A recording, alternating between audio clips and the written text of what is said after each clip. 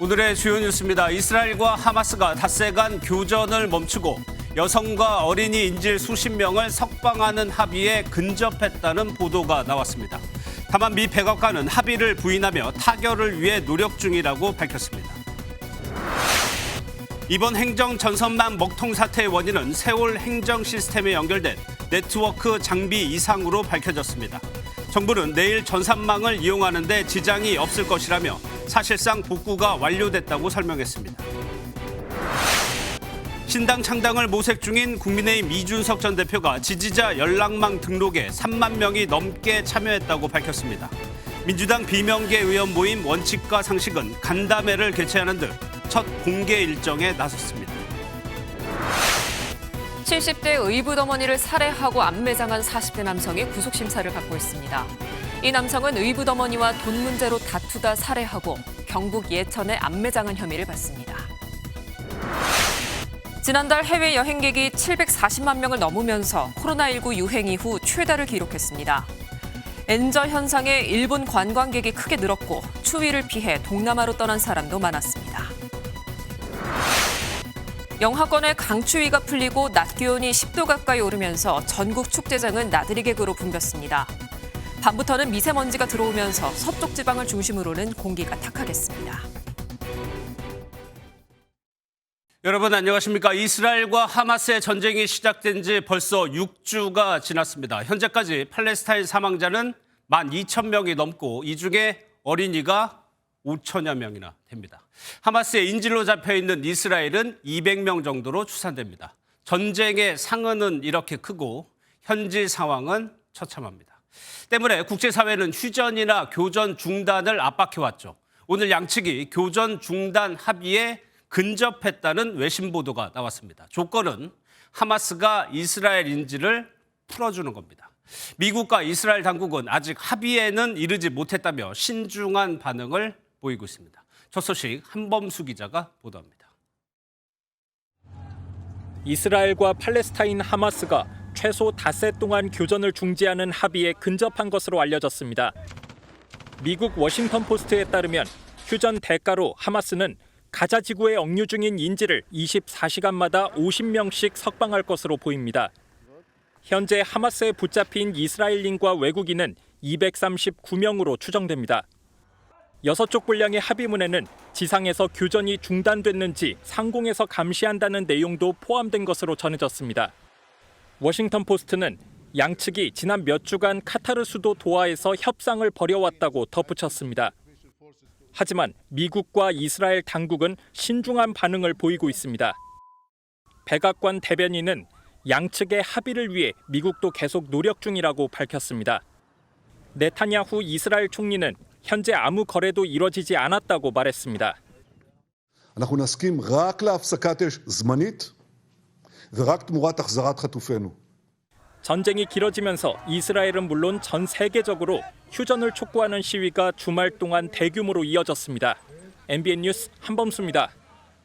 아직 현지에서는 교전이 계속되고 있습니다. 하마스는 유엔이 운영하는 학교와 민간인 주거 지역에 이스라엘 공습이 이뤄지면서 민간인 수십 명이 사망했다고 주장했습니다. 이스라엘군은 공식 반응을 내놓지 않고 있습니다.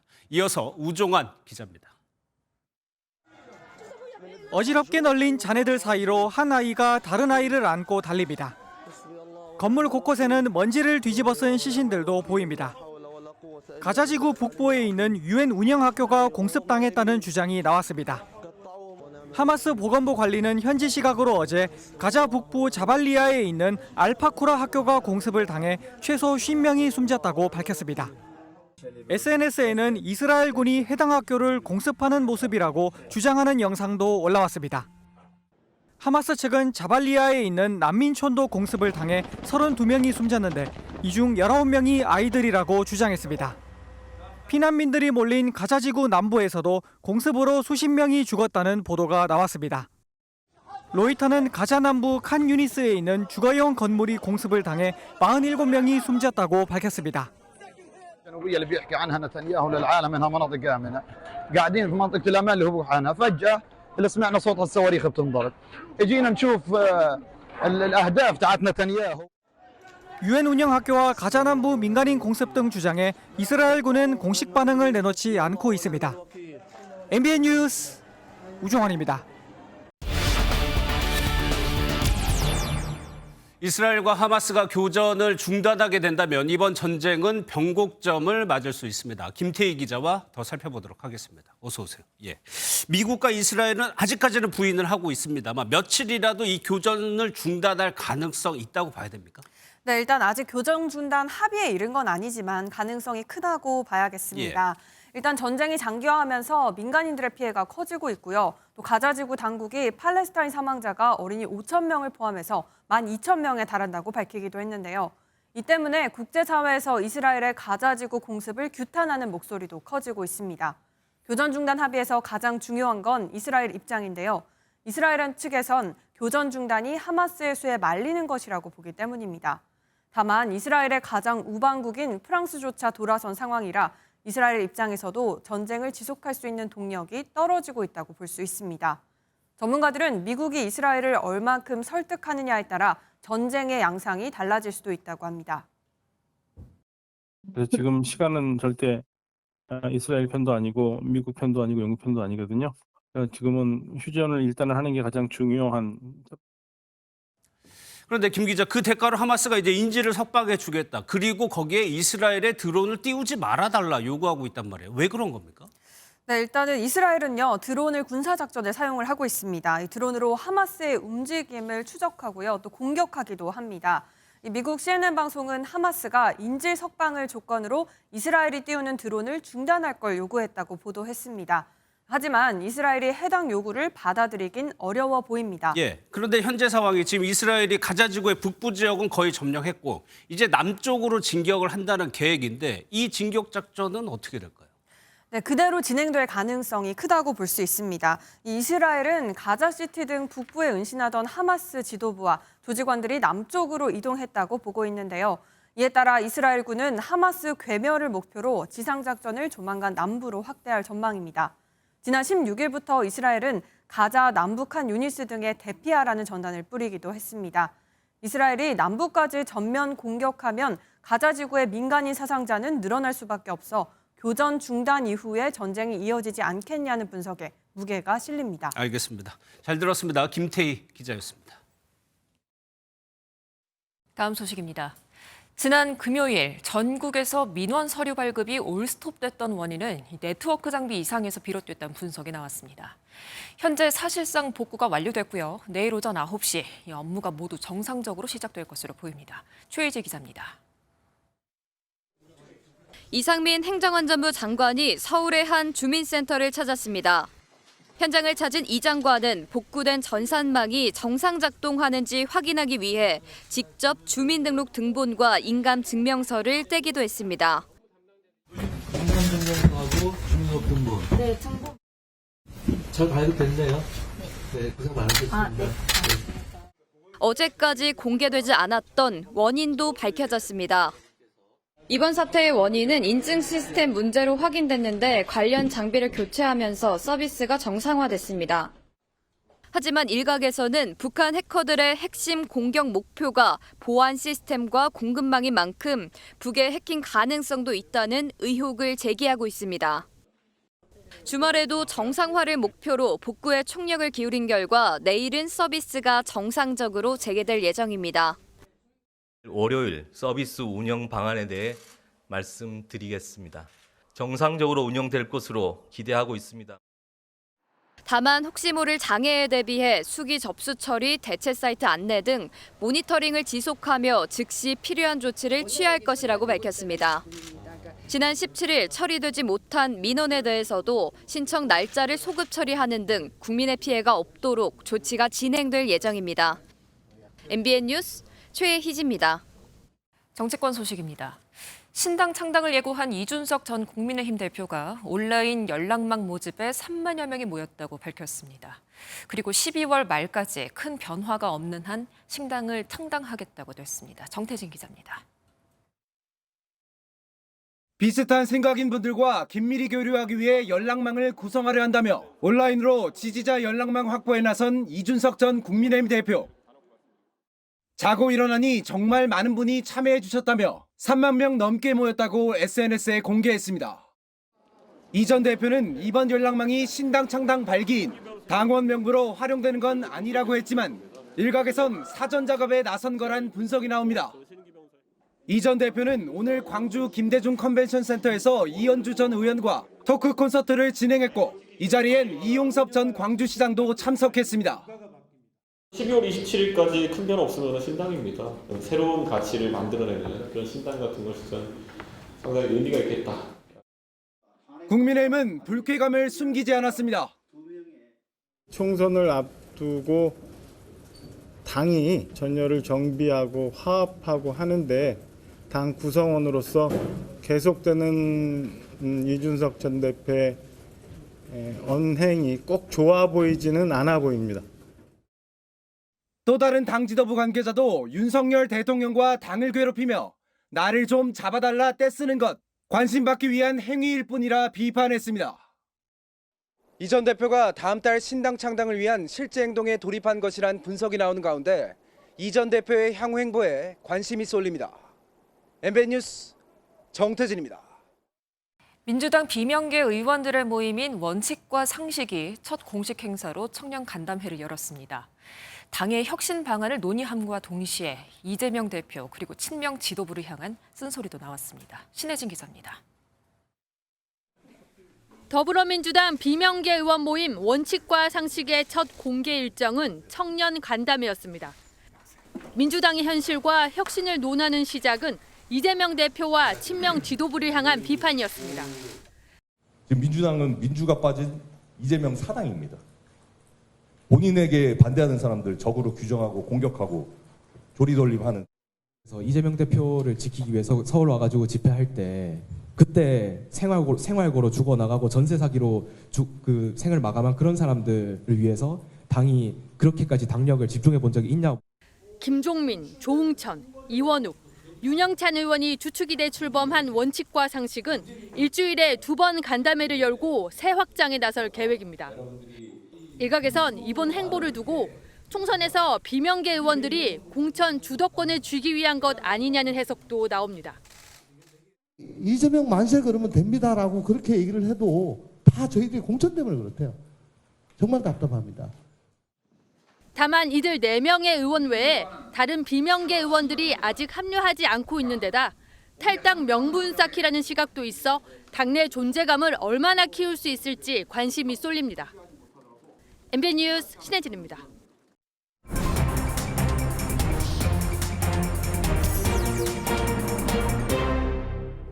네, 오늘 정치토토 강용호 기자와 함께하도록 하겠습니다. 어서 오세요. 예, 이준석 전 대표가 지지자 연락만 숫자를 계속 밝히고 있는데 오늘은 이제 3만 명이 넘었다는 거예요. 관심은 이것이 신당 창당의 동력이 되느냐 여부인데 어떻습니까? 네, 신당 창당을 위한 몇 가지 요건이 있습니다. 예. 중앙선관위원회에 따르면요. 신당 창당을 위해선 5개 이상의 시도당과 각 시도당에서 1,000명 이상의 당원 확보가 필요합니다. 현재 확보된 숫자의 지역 분포나 실제 당원 가입 가능성 등을 따져봐야 한다는 시선 존재합니다. 이 전 대표 역시 연락망을 모집하며 창당 발기인이나 당원 명부에 활용하지 않는다고 밝혔는데요.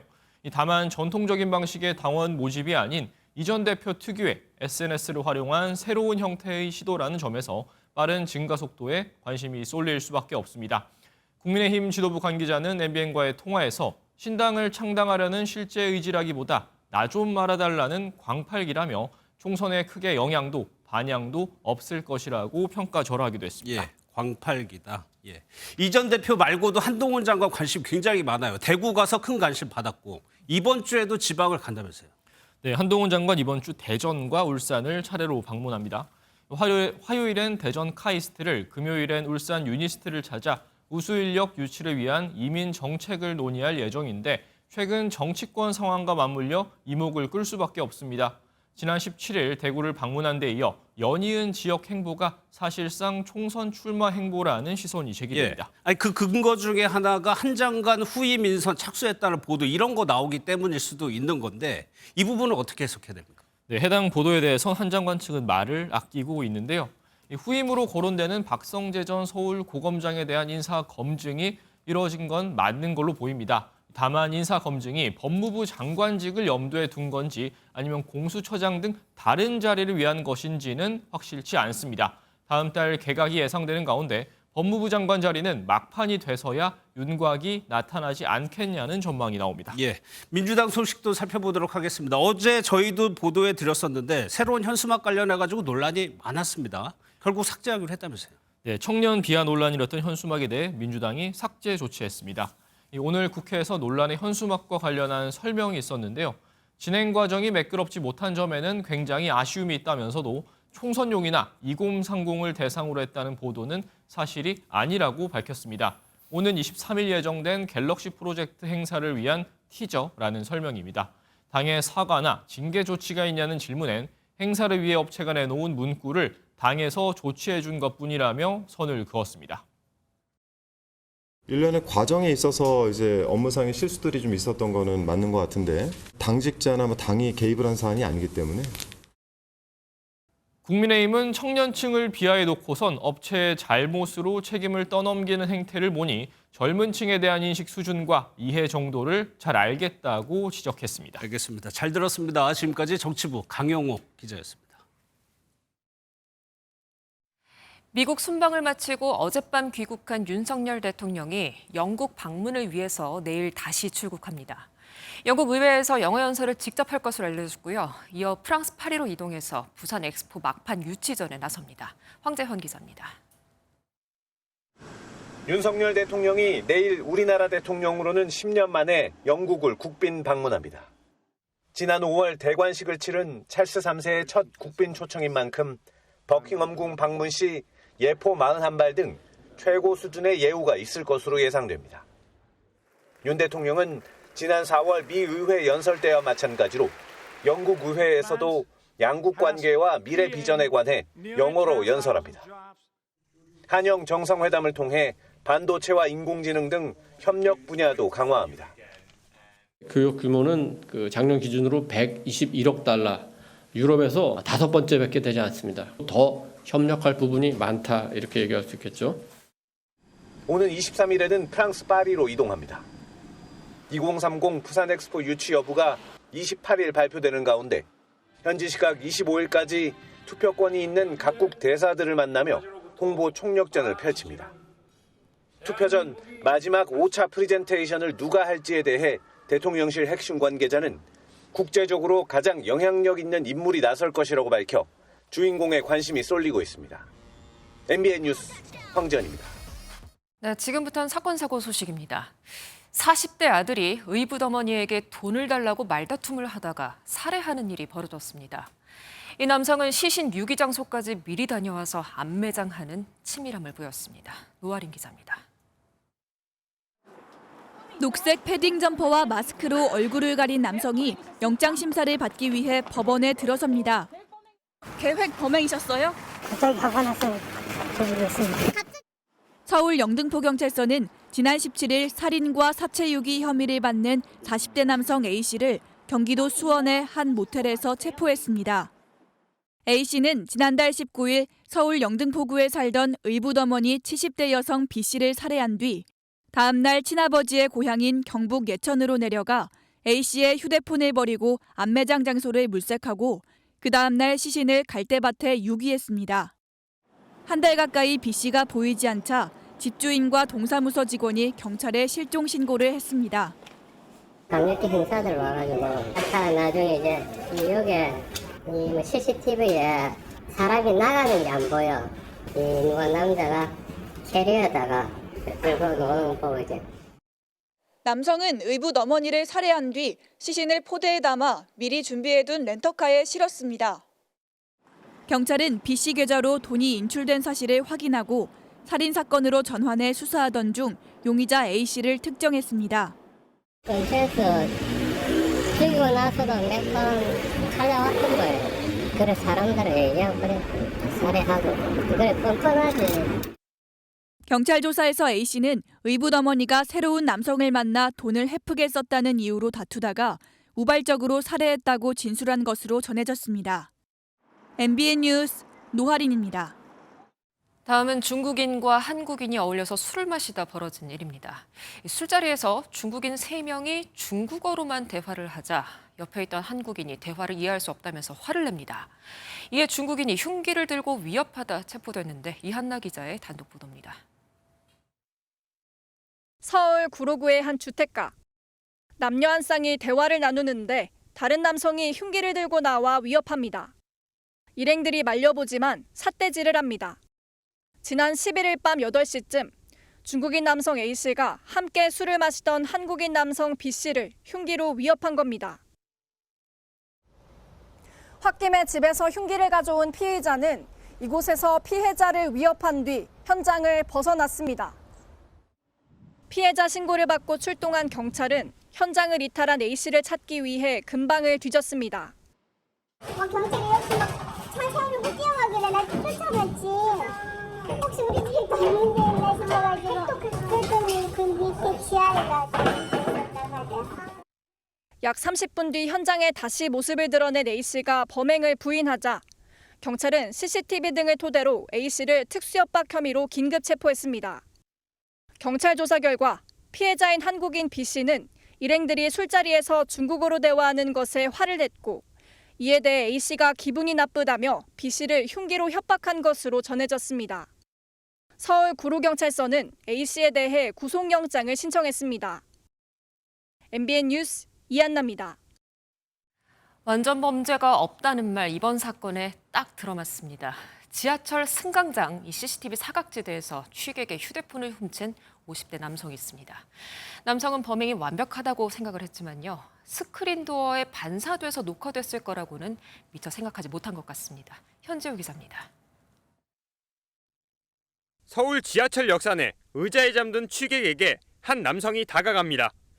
주변을 살피더니 무언가를 줍습니다. 취객의 휴대폰입니다. 취객이 떨어뜨린 휴대폰을 가지고 달아나는 데는 1분도 채 걸리지 않았습니다.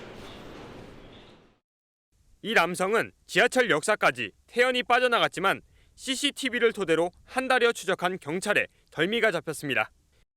경찰 조사 결과 이 남성은 절도 혐의로 수차례 구속된 이른바 부축배기 꾼이었는데 출소 3개월도 안 돼 또다시 범행을 저지른 것으로 드러났습니다. 하지만 이번에는 혐의를 부인하는 것으로 전해졌습니다. 부인하고 있거든요. 최종 지지국 보니까 저희가 저번 달에 구속시키는 그 70대 할머니 작물업자 있습니다. 그쪽 위치 추적이 장소가 그쪽으로 잡히더라고요. 경찰은 앞서 상습적으로 취객의 휴대폰만 골라 팔아넘긴 작물업자와 절도범 13명을 구속하며 지하철 도난 수사를 확대하고 있습니다. MBN 뉴스 현지호입니다. 어제 광주에서 절도 혐의로 체포된 외국인 유학생이 경찰을 때리고 달아났다가 3시간 만에 붙잡혔습니다.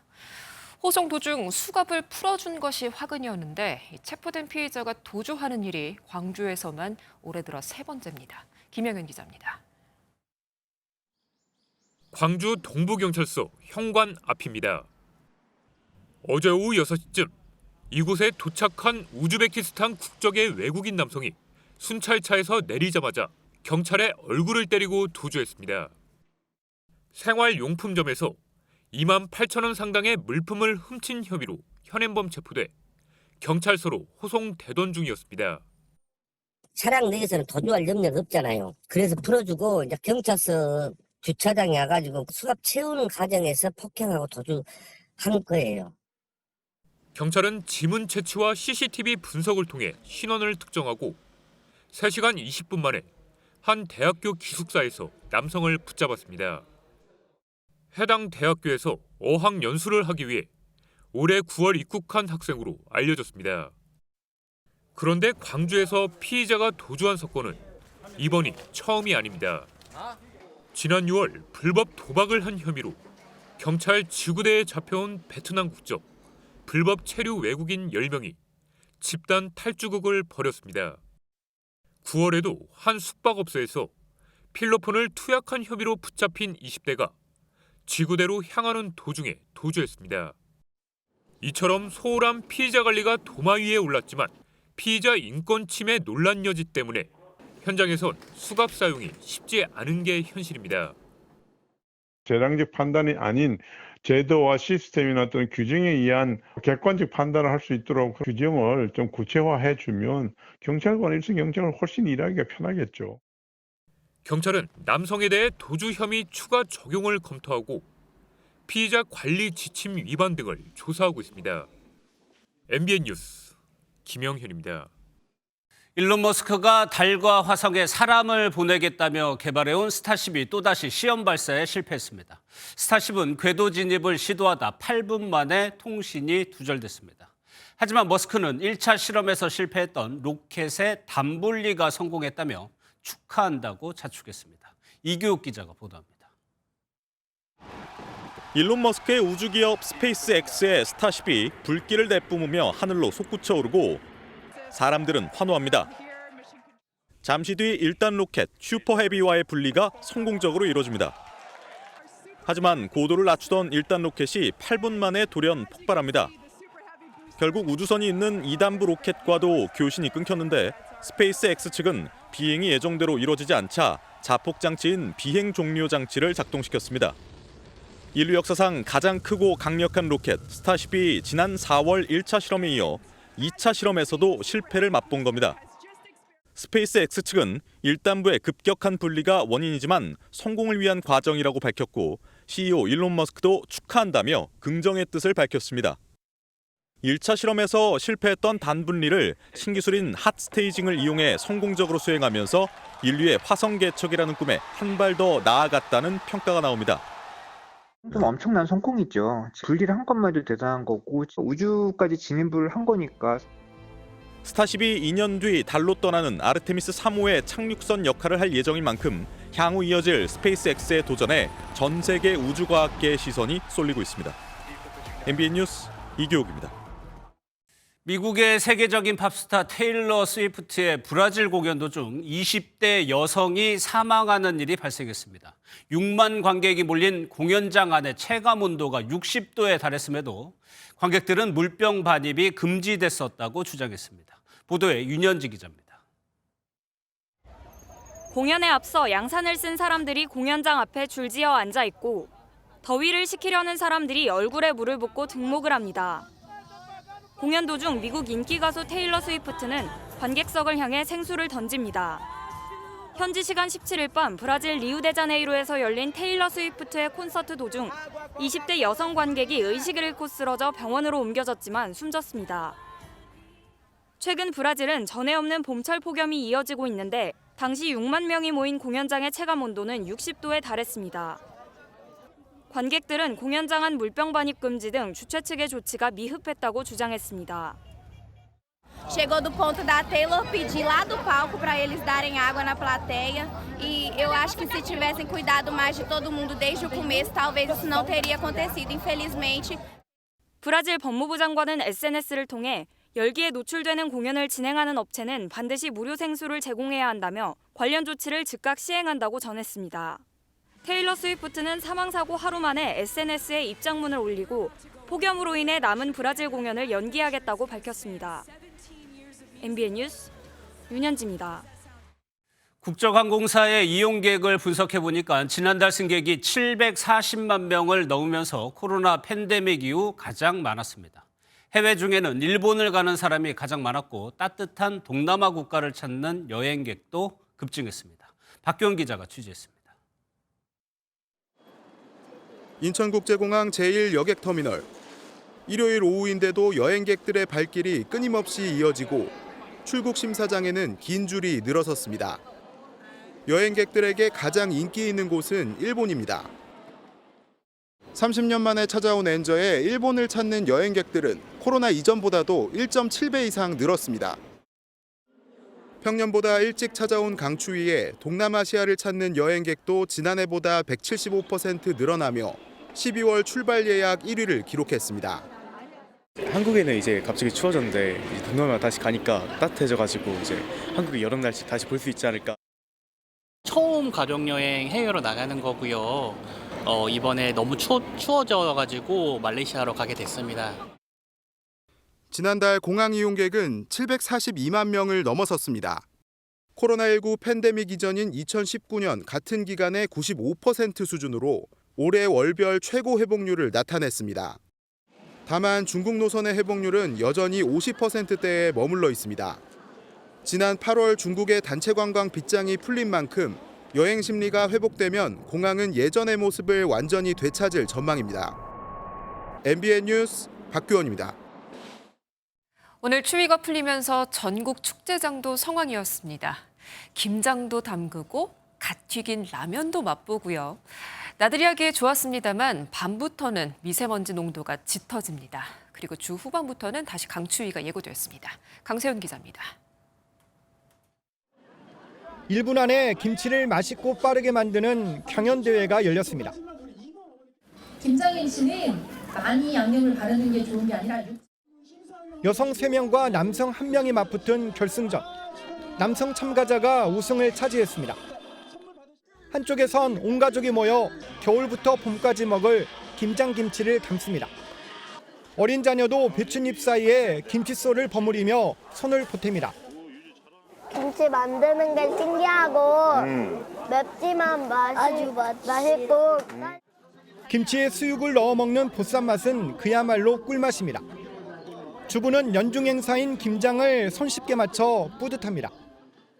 집에서는 제가 일일이 준비를 해서 하잖아요. 근데 여기서는 다 준비를 해주시고 이러니까 너무 편하고. 김이 모락모락 나는 뜨끈한 라면. 한 그릇이 순식간에 사라집니다. 공장에서 갓 튀긴 라면을 시식하는 축제가 열려 행락객의 발길이 이어졌습니다. 우리가 먹는 것보다 좀 특이한 맛이 새우도 들었고 크게 맵지도 않고 좀 색다른. 추위가 물러나자 이번엔 미세먼지가 말썽입니다. 밤부터 경기와 충청, 전북지방을 중심으로 미세먼지 농도가 짙어질 것으로 예상됩니다. 또 이번 주 중반쯤 중부지방을 중심으로 비가 내린 뒤 다시 추워질 전망입니다. MBN 뉴스 강세훈입니다. 건물 옥상에 텃밭을 가꾸고는 하는데 요즘 같은 추운 날씨에는 관리하기가 좀 어렵죠. 국내 연구진이 건물 옥상에서 계절에 상관없이 채소를 기르고 또 탄소 배출까지도 줄이는 일석이조의 스마트팜 기술을 개발했습니다. 유승호 기자가 소개해드립니다. 서울의 한 업무용 빌딩 옥상에 지은 200제곱미터 면적의 온실입니다.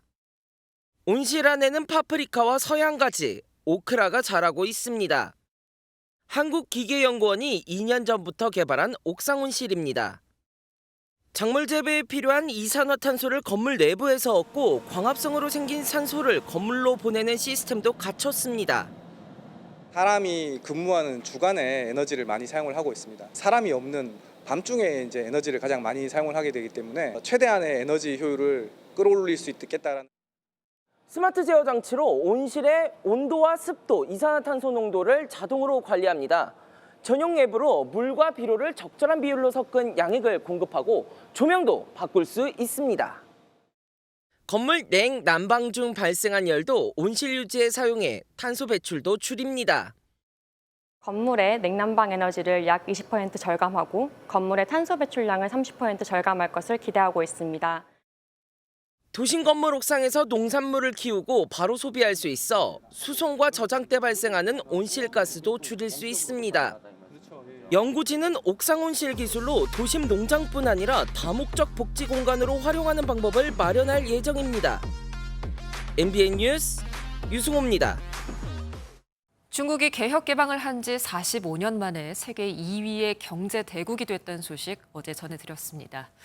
그렇지만 중국 경제도 코로나19를 겪으면서 위기론이 불고 있는데요. 그 원인 짚어보도록 하겠습니다. 윤석정 특파원입니다.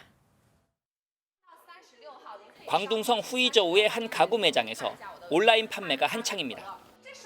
24号链接你看一下，24号我帮你打在公屏上方我的哈密瓜与可乐。那这款的话我就先过掉了，宝贝。如果说你喜欢的话，你提交订单不要支付。 역대급 취업난에 청년들이 온라인 방송으로 몰릴 정도로 중국 경제가 흔들리고 있습니다.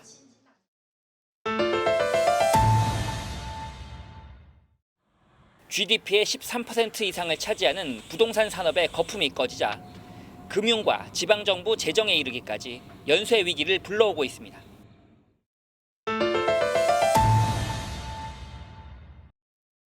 (14억) 인구는 값싼 노동력과 엄청난 내수 시장을 만들어준 중국 경제의 축복이었습니다. 하지만 인구가 감소하면서 생산성 저하와 노인 인구 부양이라는 숙제가 생겼습니다.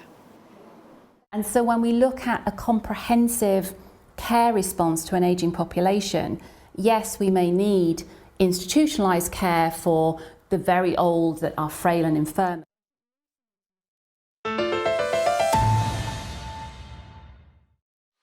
미국은 중국을 견제하려고 반도체 등 첨단 기술 수출을 몇 년째 통제하고 있습니다. 화웨이 등 IT 기업뿐 아니라 중국의 국가 경쟁력 전체가 타격을 입고 있습니다. 이 밖에 국가주도 계획 경제의 경직성과 과도한 사회 통제, 빈부 격차 등도 중국 경제 위기론을 부추기고 있습니다.